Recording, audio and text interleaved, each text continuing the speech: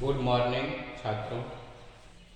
आज मैं आप लोगों के लिए अपने यूट्यूब चैनल ईशान एजुकेशन पर पहली क्लास लेकर के आया हुआ हूँ जो हिंदी की है। और यहाँ हम लोग व्याकरण से शुरू करेंगे। पहले तो यह क्लास आप लोगों के लिए सी के लिए, टेट के लिए और साथ ही साथ बहुत सी प्रतियोगी परीक्षाओं में आपको काम देगा।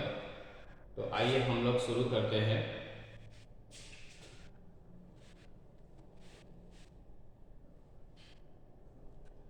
सबसे पहले हम लोग हिंदी को समझते हैं। हिंदी कहाँ से आई, हिंदी नाम का शब्द की उत्पत्ति कहाँ से हुआ। तो आइए शुरू करते हैं।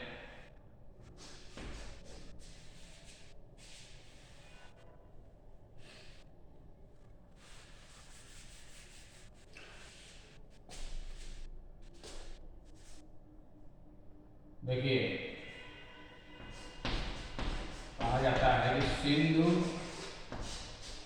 नदी भारत की सबसे प्राचीनतम नदी है। प्राचीनतम नदी है। सिंधु भारत की सबसे प्राचीनतम नदी है। अब आप सोचेंगे सिंधु नदी का नाम इसमें कहाँ से आया। सिंधु नदी का नाम जुड़ा हुआ है। सिंधु नदी का नाम हिंदी भाषा से जुड़ा हुआ है, इसलिए हम इसको यहाँ पर ले आए हैं।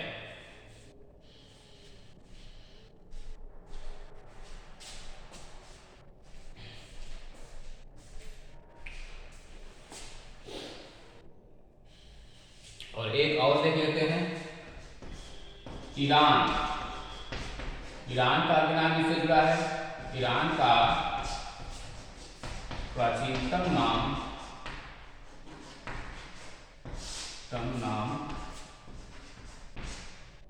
पर्सिया है। क्या है? पर्सिया। ईरान का प्राचीनतम नाम पर्सिया है। तो ये ईरान और सिंधु दोनों का मतलब है हिंदी भाषा से। दोनों का मतलब हिंदी भाषा से। हम जानते हैं कि पढ़े भी होंगे कि ईरानी लोग स को ह से संबोधित करते थे। ईरान या पर्सिया के लोग स को ह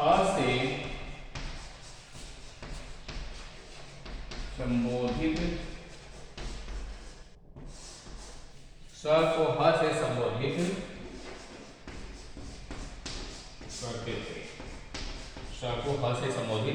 करते थे।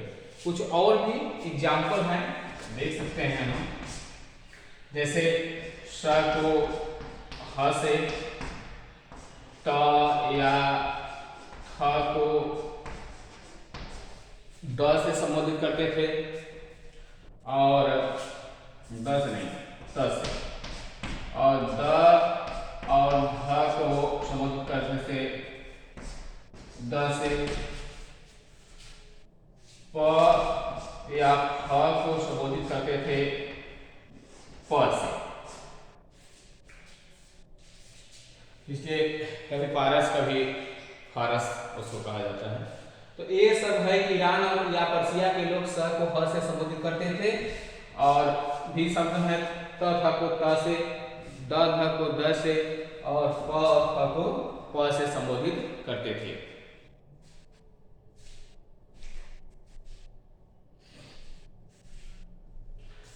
तो इसके बाद आता है आपका, इसको हम लोग मिटा देते हैं।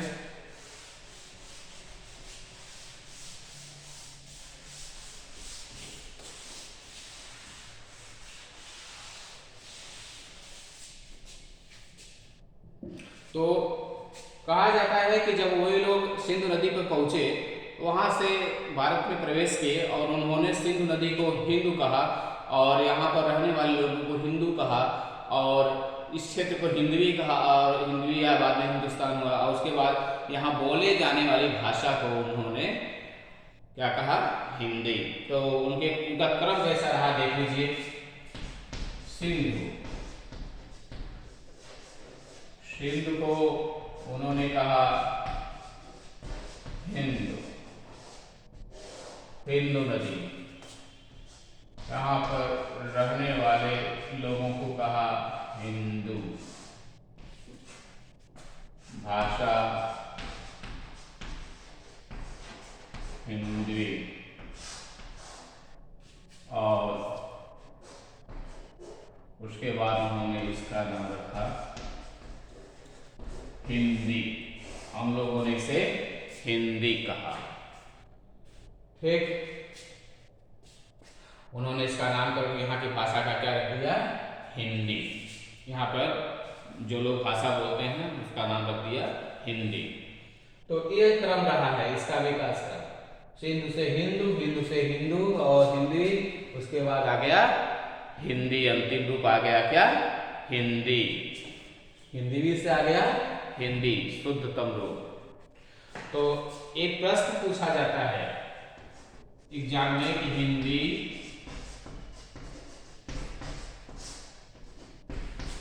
हिंदू और हिंदुस्तान, हिंदी, हिंदू और हिंदुस्तान, ये तीनों शब्द किस भाषा के हैं? तो शब्द कह सकते हैं ईरानी या फारसी या फारसी। ये तीन भाषा के शब्द हैं। ठीक है, भाषा के हैं।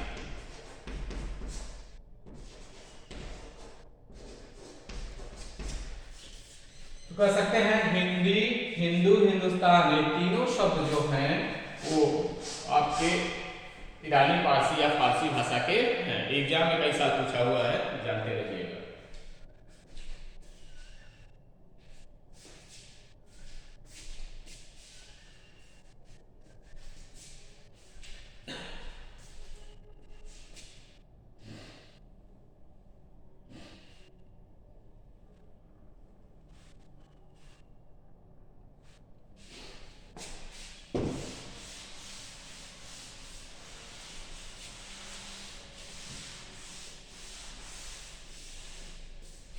आइए, हिंदी का तो हो गया परिचय, थोड़ा सा हम भाषा के बारे में देख लेते हैं।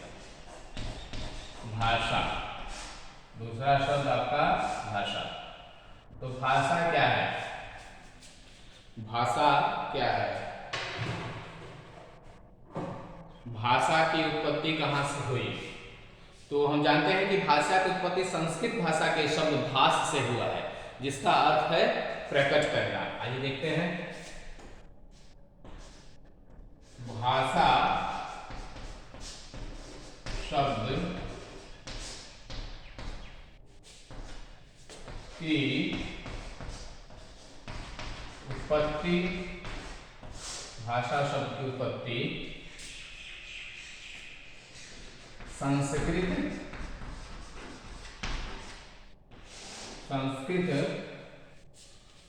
भाषा के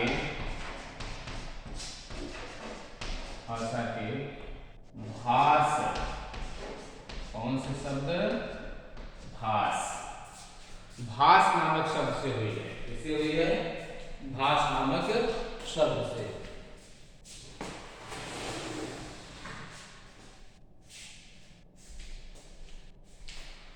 भाष संस्कृत भाषा के भाष शब्द से हुई है, भाष शब्द से हुई है, जिसका अर्थ है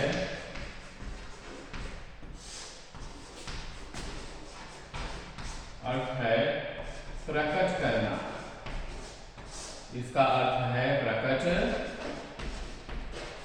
करना, जिसका अर्थ क्या होता है? प्रकट करना। भाषा शब्द की उत्पत्ति संस्कृत भाषा के भाष शब्द से हुई है, जिसका अर्थ है प्रकट करना। क्या प्रकट करना? मनोभावों को, विचारों को। तो अगर हम परिभाषा देखते हैं, इसकी परिभाषा देखें भाषा की, तो परिभाषा क्या कहती है? भाषा वह माध्यम है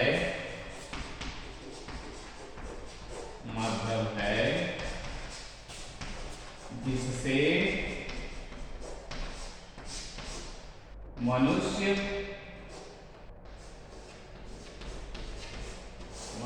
विचारों को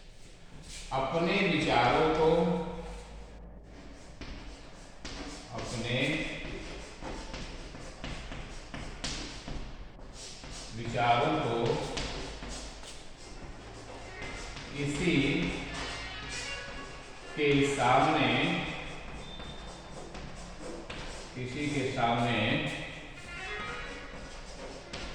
प्रकट करता है। किसी के सामने प्रकट करता है। अर्थात परिभाषा में क्या कर सकते हैं कि भाषा वह माध्यम है, भाषा क्या है? एक माध्यम है। भाषा वह माध्यम है जिसमें मनुष्य अपने विचारों को किसी के सामने प्रकट करता है, इस माध्यम से। ठीक। और यह माध्यम कितने प्रकार का होता है? 3 प्रकार का होता है यह माध्यम। एक होता है सांकेतिक। आइए इसके माध्यम को हम लोग थोड़ा सा देख लेते हैं विस्तृत से। मिटा देते हैं, आप लोग देख लीजिए।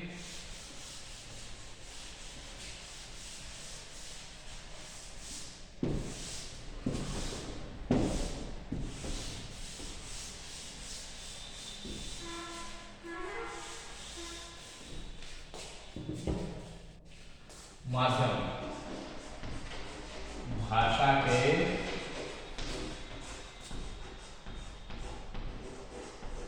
माध्यम, भाषा के माध्यम। भाषा के माध्यम 3 हैं। 3 माध्यम से हम अपने विचारों को व्यक्त करते हैं। पहला है सांकेतिक, दूसरा है मौखिक और तीसरा है लिखित।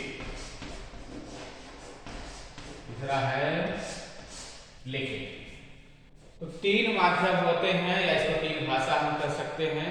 3 माध्यमों से हम अपने विचारों को व्यक्त करते हैं। सांकेतिक में आते हैं तो अगर प्राचीन काल की बातें करें तो जो भी चित्रात्मक लिपियां हैं,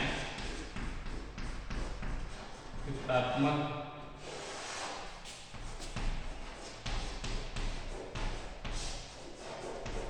लिपियां हैं, वे सभी सांकेतिक भाषा में आती हैं। आज भी सांकेतिक भाषा के अंतर्गत हम लोग प्रतीक चिन्हों का इस्तेमाल करते हैं। गणित के चिन्ह होते हैं, कंप्यूटर के चिन्ह होते हैं, अल्फाबेटिकल्स होते हैं। ये सभी क्या है? एक संकेत ही तो है। बाद में इनमें से कुछ को ध्वनि के में ढाल करके लिखित रूप दे दिया गया है अलग से। तो पहले मनुष्य जब भाषा का आविर्भाव नहीं हुआ था तो संकेतों के द्वारा ही अपनी बातों को रखता था, विचारों को व्यक्त करता था।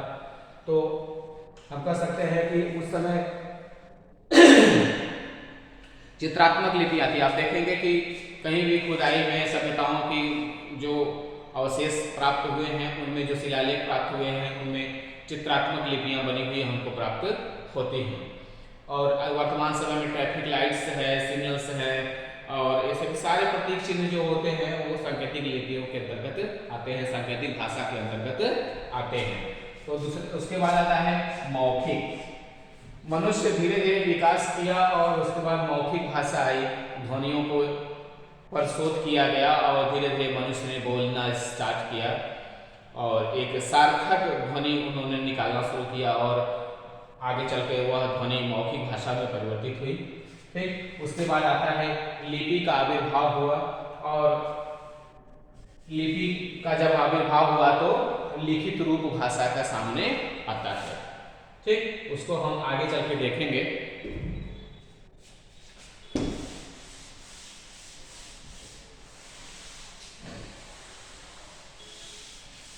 थोड़ा सा भाषा को और हम लोग देख लेते हैं।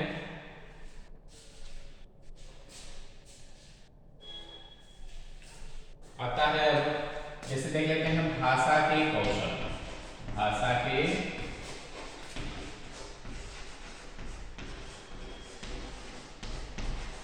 कौशल, भाषा के कौशल। तो थोड़ा सा हम इसके कौशल को भी देख लेते हैं। इसी समय एग्जाम में पूछता है, कई बार सीटेट में, अन्य एग्जामों में पूछा हुआ है, तो थोड़ा सा हम लोग उसको देख लेते हैं। तो भाषा के कितने कौशल होते हैं?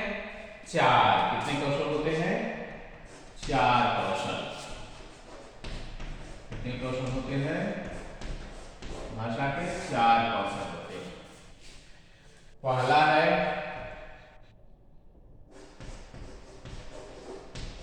सुनना, दूसरा है बोलना, तीसरा है पढ़ना,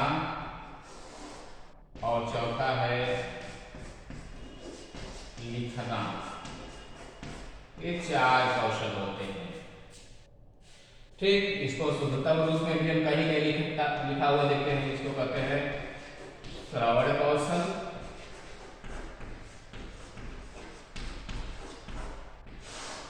इसको बोलते हैं वाचन कौशल,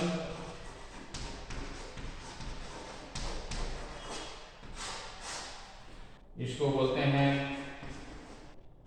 पठन कौशल,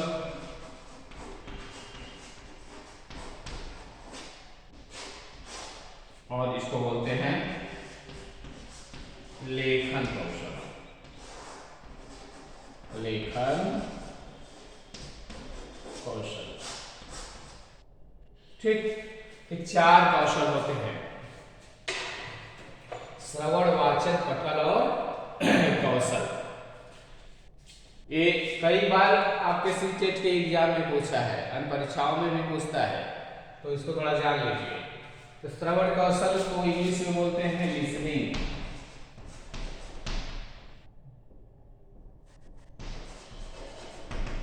लिसनिंग स्किल, इसको बोलते हैं स्पीकिंग स्किल। स्पीकिंग स्किल, इसको बोलते हैं रीडिंग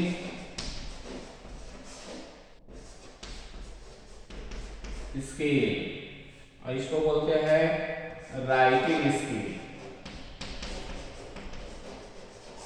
राइटिंग स्किल, तो क्या बोलते हैं? Writing skill. इनके पहला पहला एक एक अक्षर अगर हम लेते हैं तो आता है L, S, R और W। L, S, R और W। एक क्रम भी होता है, इसको याद कर लीजिएगा। कई बार एग्जाम में पूछता है, क्रम भी इसका पूछता है। L, S, R, W, listening, speaking, reading and writing. 4 skills इसके होते हैं। किसी भी भाषा के ये 4 कौशल होते हैं। हमेशा किसी भी भाषा के ये 4 कौशल होते हैं। इसको याद कर लीजिएगा, क्रम भी यही है, कई बार एग्जाम में पूछा है। आप लोग इसको लिख लीजिए।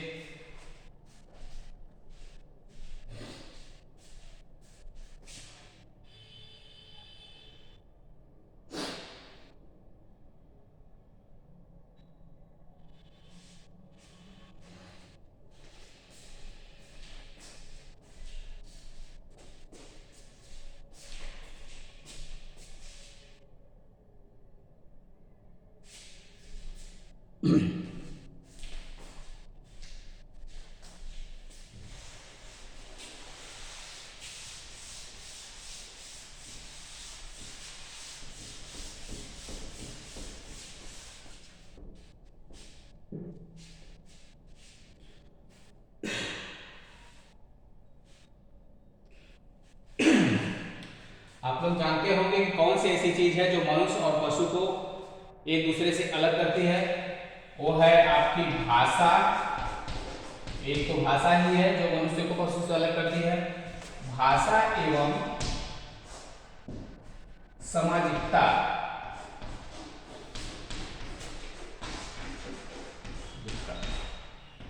भाषा और सामाजिकता ही ऐसे दो तत्व होते हैं जो मनुष्य को क्या करते हैं, पशु से अलग करते हैं। भाषा और सामाजिकता मनुष्य को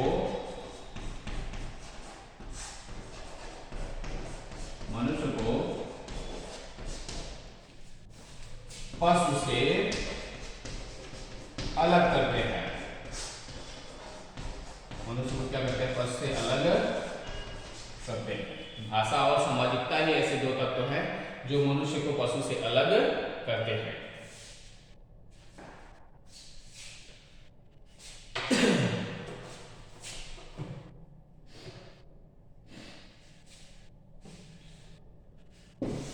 अब देख लेते हैं हमारी जो भाषा है, हिंदी भाषा है, उस भाषा की जननी भाषा कौन सी है। तो कह सकते हैं कि हिंदी भाषा की जननी, हिंदी भाषा की जननी, हिंदी भाषा की जननी कौन सी है, संस्कृत। कौन सी है, संस्कृत। संस्कृत कैसे कैसे है इसको जरा हम देख लेते हैं, ठीक ना।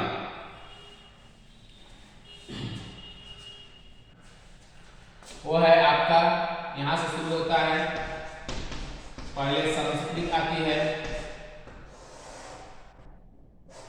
ठीक, पहले क्या आती है, संस्कृत। फिर आता है आपका, उसके बाद आती है पाली,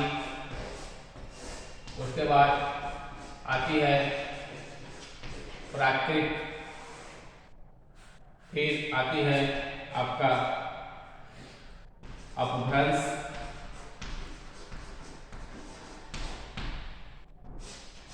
उसके बाद आता है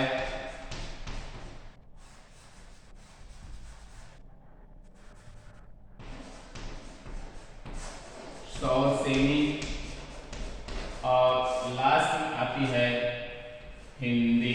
क्या आती है, हिंदी। ये इसका क्रम रहा, ये इसका क्रम रहा है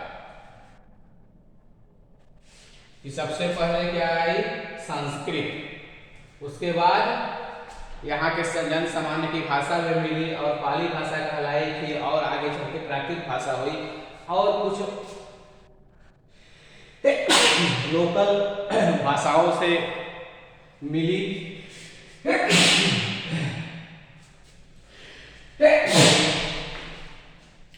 लोकल भाषाओं से मिलती है, सॉरी, और इसमें कई शब्द टूट-फूट कर मिलते हैं जिससे यह अपभ्रंश कहलाती है। उसके बाद सौरसेनी होती है, और लास्ट में इसका नामकरण हो जाता है हिंदी, पारसियों ईरानियों के द्वारा।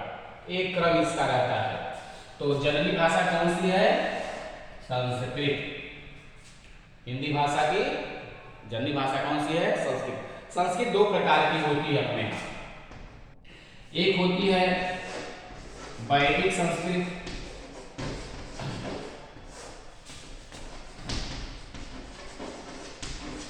वैदिक संस्कृत, और एक जिसमें होता है,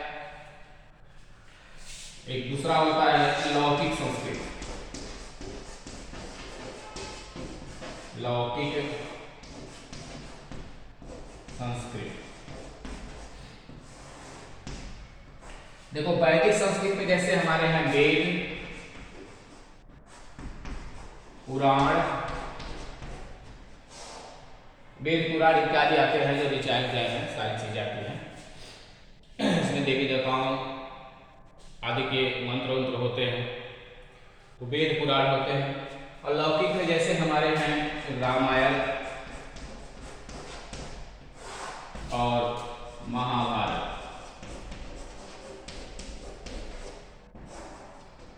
ये लौकिक संस्कृत के अंतर्गत इनको लिखा गया था, जिसको जन सामान्य थोड़ा सा परिश्रम करके पढ़ सकता था, समझ सकता था। लोगों के बीच इसका प्रयोग किया जाता था। थोड़ा इससे लो क्वालिटी की भाषा थी और कई बार पढ़ के लोग इसका अर्थ निकाल सकते थे। और इसके साथ ही साथ इसमें हमारे सामाजिक कार्यों से जुड़ा हुआ, हमारी संस्कृति से जुड़ी हुई बातों का उल्लेख इसमें मिलता है। रामायण और महाभारत में देखेंगे हम तो हमारे बीच के जो महापुरुष रहे हैं उन्हीं का जीवन चरित्र इसमें दिखाया जाता है। रामायण को किसने लिखा था? वाल्मीकि जी ने। किसने लिखा था? वाल्मीकि जी ने। वाल्मीकि जी ने लिखा था। और महाभारत किसने लिखा था? व्यास जी ने।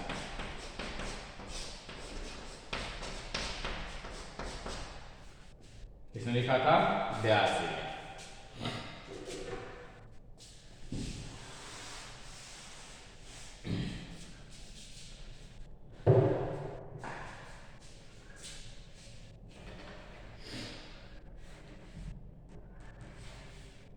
तो यह हो गई थोड़ा सा हिंदी और भाषा की सामान्य जानकारी। अगली क्लास में हम आपको व्याकरण को शुरू करेंगे और आप लोगों के लिए व्याकरण की पहली क्लास होगी जो शुरू होगा कालक्रम से। इसकी संस्कृत का इसमें हम लोग देखेंगे कि संस्कृत का कालक्रम क्या रहा है, पाली भाषा का कालक्रम क्या रहा है, प्राकृत भाषा का कालक्रम क्या है, इसका कालक्रम क्या है और इसका क्या है और इसका क्या है। सारे का कालक्रम कितने कितने समय तक कौन प्रभावी रहा है उसको हम लोग देखेंगे। औसतन समय हम लोग देखते हैं तो एक भाषा का औसतन जो समय होता है वो होता है 500 वर्ष। कितना होता है? 500 वर्ष। तो इस क्रम में हम लोग इसको विभाजित करते हुए कल देखेंगे। तो अगर आप लोगों को मेरी क्लास अच्छी लगी हो तो आप लोग मेरे चैनल को सब्सक्राइब कीजिए और शेयर भी कीजिए। और मैं कोशिश करूंगा आप लोगों के लिए अच्छा से अच्छा मटेरियल लेकर के आऊँगा जो परीक्षाओं के लिए उपयोगी होंगे। अनावश्यक क्लासेस इसमें नहीं होंगी जो आपका समय बर्बाद करे। बस उतना ही होगा जितने से आपका परीक्षा अच्छे से निकल जाए। तो धन्यवाद। आप लोग इसको लिख सकते हैं।